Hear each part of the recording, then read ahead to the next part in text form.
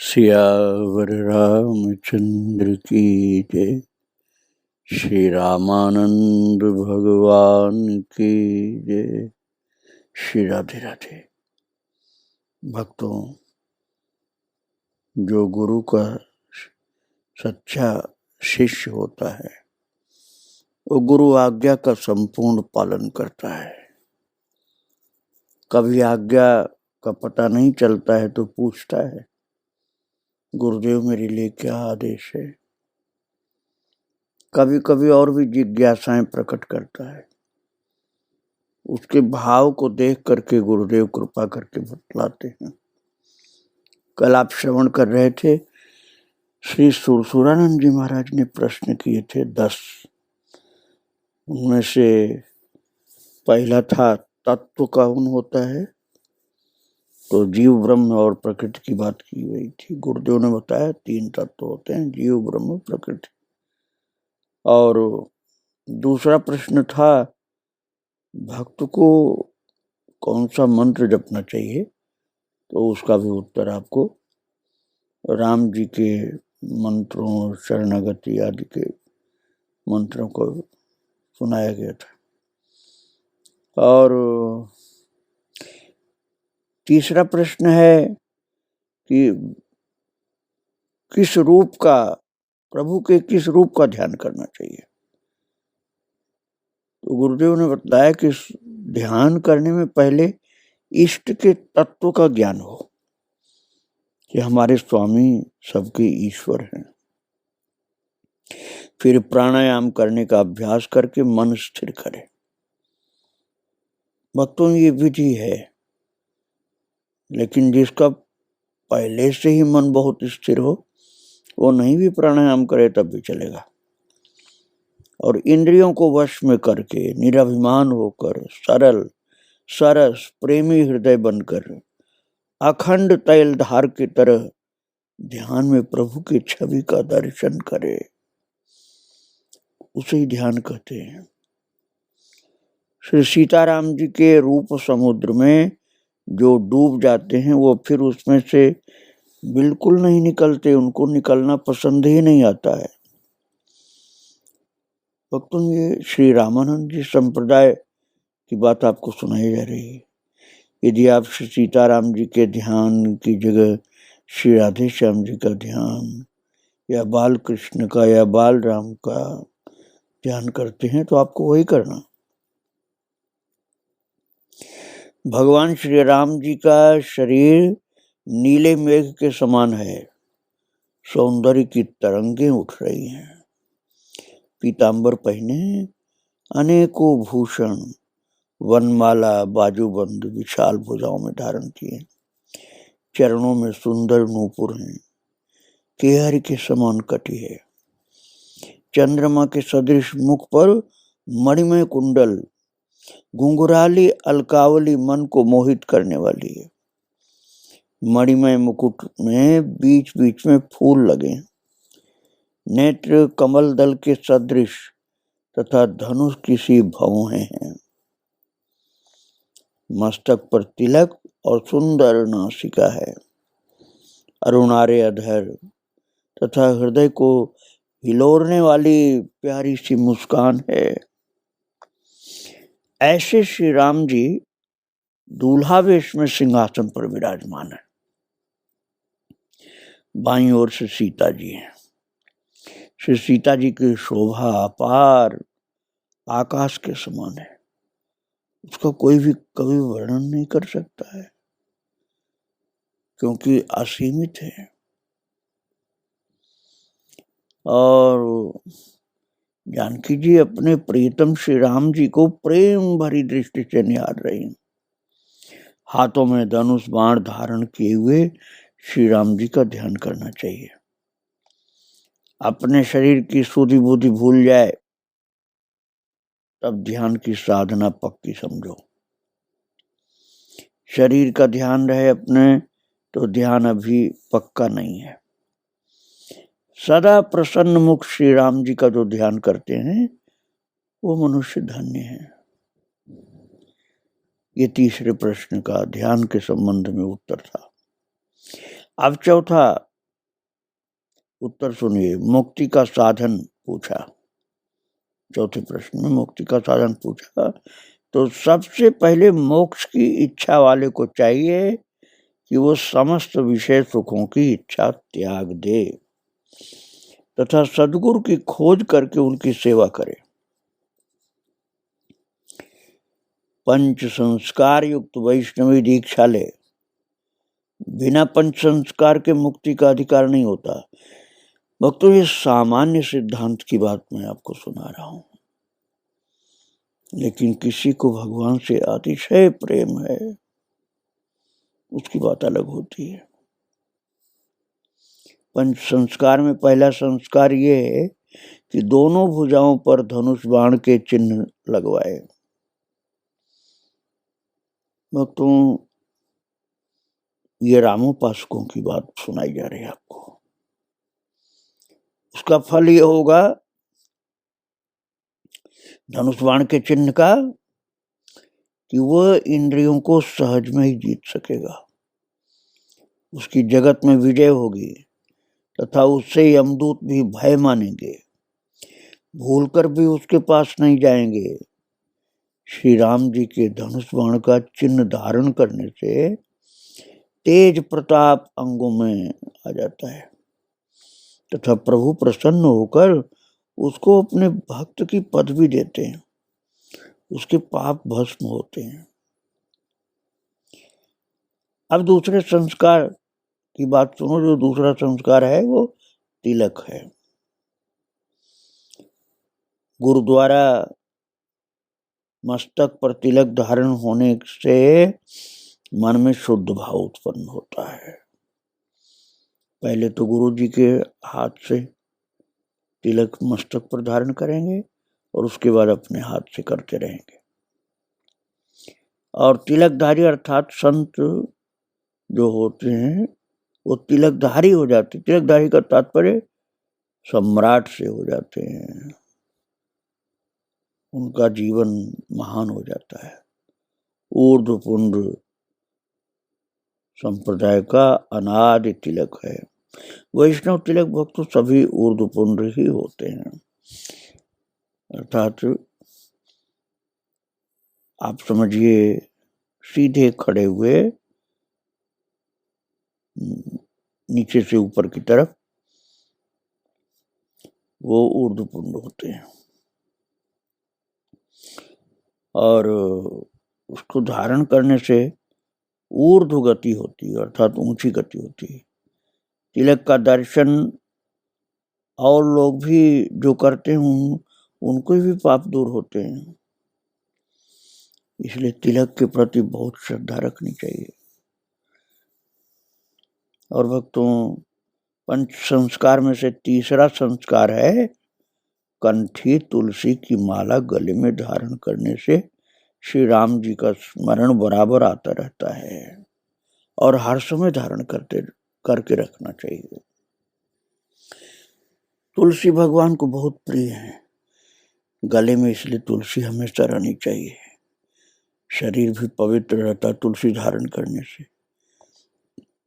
तुलसी गले में हो तो गले के नीचे की जो जल अन्न आदि जाएगा गले के नीचे, वो पवित्र होकर जाता है। और जो सब समय कंठी गले में धारण करते हैं उनकी बुद्धि भी शुद्ध रहती है, वो नास्तिक नहीं होते हैं। और जो सदा भजन करता है अंत में उसे मोक्ष मिलता है। अब आप मोक्ष सायुज्य वाला मत समझिएगा, भक्तों वाला मोक्ष अर्थात प्रभु के निकट रहकर सेवा भाव से समीप रह करके प्रभु की आज्ञा, प्रभु का रूप, प्रभु की सेवा, इसमें संलग्न हो जाता है। और पंच संस्कारों में चौथा संस्कार है दास युक्त नाम। चौथा संस्कार है नाम के आगे दास, जैसे रामदास। और ये अपने दास्य भाव का बोध कराने वाला होता है कि हम प्रभु के दास हैं। शरणागति का स्मरण, ये नाम आठों प्रहर कराता रहता है। और ऐसे ही 5वां संस्कार सर्वोत्तम श्री राम नाम की दीक्षा है। ये मंत्र गुरुदेव जो देते हैं वो भगवान का साक्षात्कार कराने वाला है। ये पंच संस्कार की बातें सुनाई गई आपको। तो ये पंच संस्कार से वैष्णव स्वरूप ठीक ठीक पूरा पूरा हो जाता है, नहीं तो कुछ अधूरा रह जाता है पंच संस्कार न हो तो। और 5 संस्कार गुरु द्वारा प्राप्त हो जाते हैं तो जन्मांतरों के खराब संस्कार नष्ट हो जाते हैं।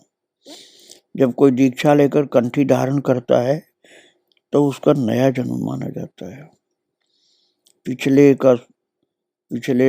समय का स्वरूप अब नहीं रह जाता, अब वो भक्त हो जाता है। फिर जब दिन रात अखंड नाम मंत्र जप करने लग जाता है तो माया मोह और काम की सेना पर विजय प्राप्त कर लेता है। निष्काम भाव से जो भक्ति पूर्वक भगवान की सेवा करे वही वैष्णव है। एकादशी का व्रत सब महीनों में करे, श्री राम नवमी का व्रत और उत्सव प्रतिवर्ष बड़े समारोह से करे तथा वैशाख शुक्ला नवमी को जानकी महोत्सव मनावे और व्रत करे। ऐसे ही श्री हनुमान जी का जन्मोत्सव करके आनंद ले। ऐसे ही प्रभु के अन्य अवतारों की जैसे नृसिंह जयंती, श्री कृष्ण जन्माष्टमी, श्री वामन द्वादशी आज बड़े प्रेम से मनाना चाहिए। वैष्णव को चाहिए कि अपने बल का अभिमान न रखकर सदा प्रभु की कृपा की प्रतीक्षा दिन रात करता रहे। अपनी चित्तवृत्तियों को भगवान के चरणों में तन्मय करके भ्रमर के समान सदा मस्त होकर प्रेम रस में लीन रहना चाहिए। ऐसी पराभक्ति प्राप्त करके सदा अपने इष्ट देव का प्रिय नाम जपता रहे। ऐसे भक्त के हाथों में मुक्तियां अपने आप ही आ जाती भक्तों, और वो भक्त तो औरों को भी मुक्ति बांटने में समर्थ हो जाता है। अब 5वें प्रश्न का उत्तर सुनिए कि धर्म कौन सा श्रेष्ठ है। तो अहिंसा के समान कोई धर्म नहीं है और हिंसा के समान कोई अधर्म नहीं है। इसलिए कभी भी किसी का हृदय नहीं दुखाना चाहिए, यही अहिंसा है। और सब में अपने इष्ट को व्यापक जानकर जगत के सब जीवों की मन वचन कर्म से सदा वंदना करना चाहिए। जितने शुभ कर्म तप दान आदि करे वो सब प्रभु को समर्पण करता रहे। और भक्तों,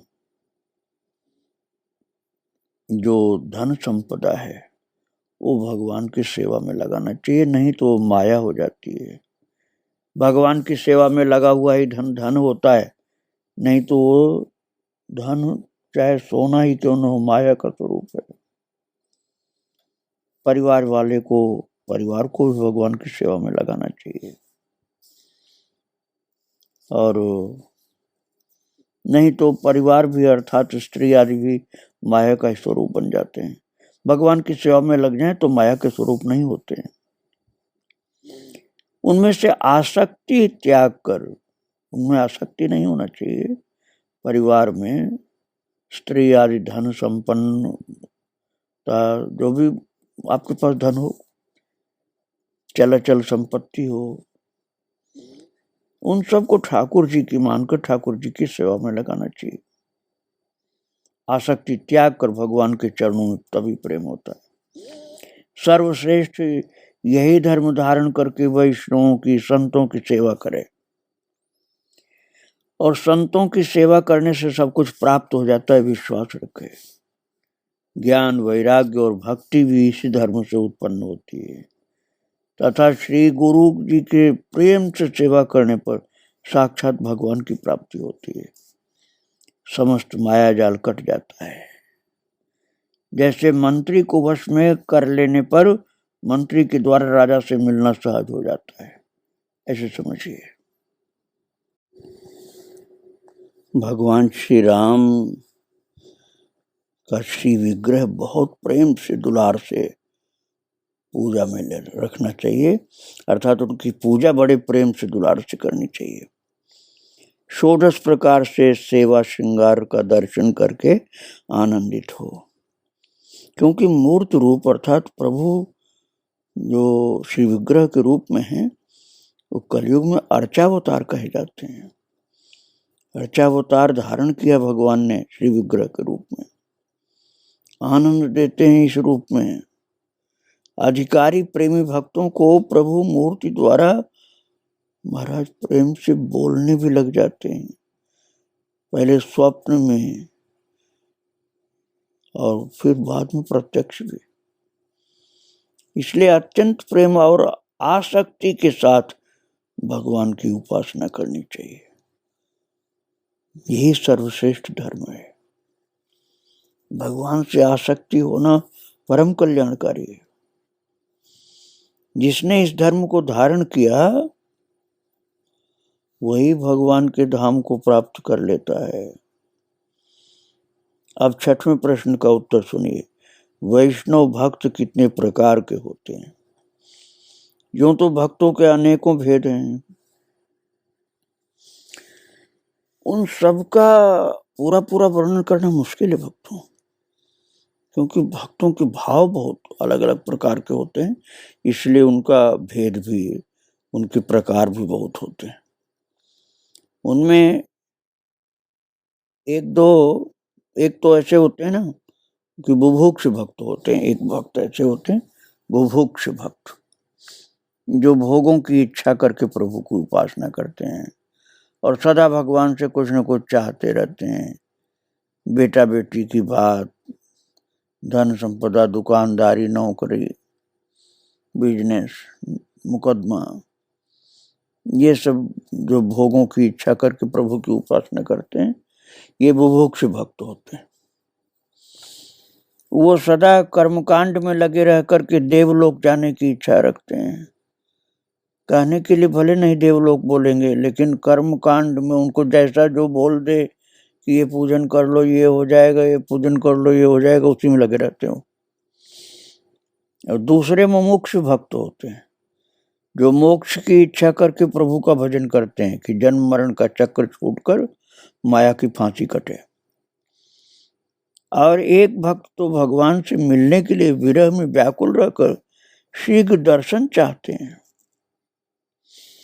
और एक बहुत निर्मल भाव धारण करके मुक्ति की भी इच्छा नहीं करते और प्रभु की उपासना में ही आनंद मग्न रहना चाहते हैं। एक भक्त अपने गुरु को ही सब कुछ मानते हैं महाराज, गुरु से बढ़कर और कुछ नहीं जानना चाहते। एक भक्त परम वैष्णव कहलाते हैं, वो पराभक्ति के ध्यान सुख में सदा लीन रहना चाहते हैं। एक भक्त महान प्रेम की प्रगाढ़ दशा महाभाव रूपी जल में मछली की भांति डूबे रहना चाहते हैं। ये साधन करने वाले भक्तों की बात हुई है,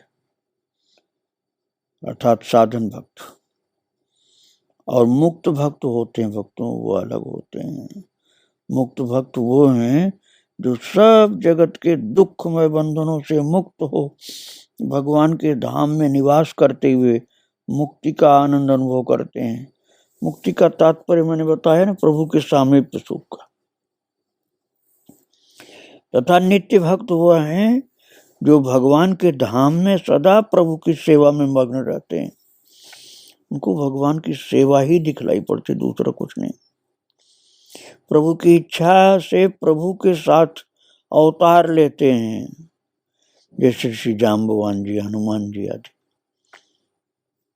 और अब 7वां प्रश्न जो पूछा सुरानंद जी महाराज ने, उसका उत्तर सुनिए। वैष्णवों के लक्षणों का रहस्य।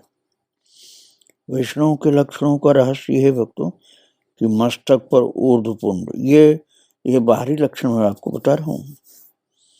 अंदर तो भक्ति प्रेम हो, वो सबसे बड़ी बात, लेकिन बाहरी लक्षण है मस्तक पर ऊर्ध्वपुंड तिलक हो, गले में तुलसी कंठी हो।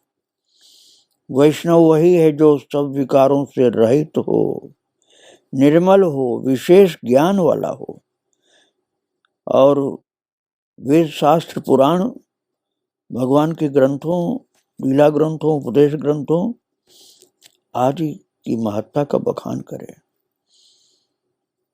और अपने ठाट बाट में न भूले।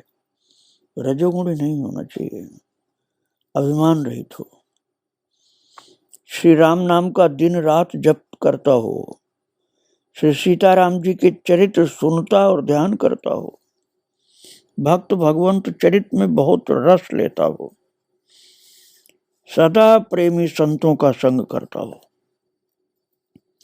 श्री राम जी के चरित्र अर्थात भक्त भगवंत चरित्र बड़े प्रेम से गाता हो, भाव विभोर हो करके गाता हो, अनन्य भक्ति अर्थात किसी देवी देवताओं का आश्रय न लेकर अपने प्रभु पर ही विश्वास श्रद्धा भाव रखता हो, परोपकार करने में रुचि हो, दुख सुख को सदा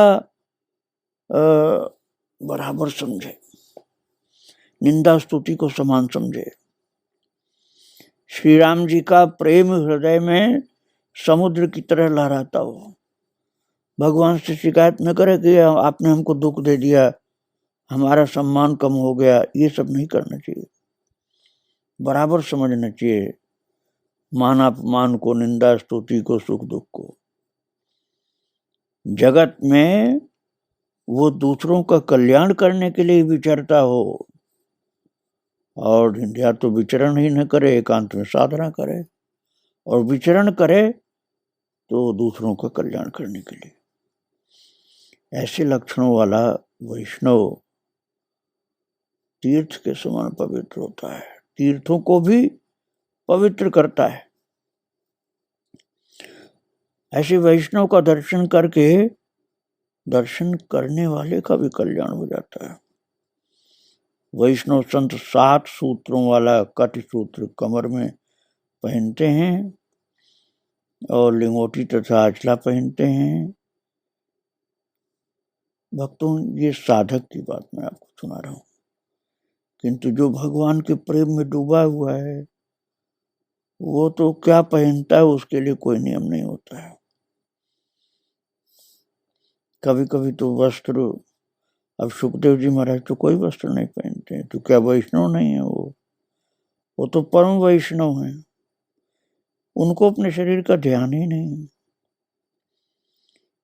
ये साधक वैष्णवों की बात है कि ऐसा कपड़ा पहने,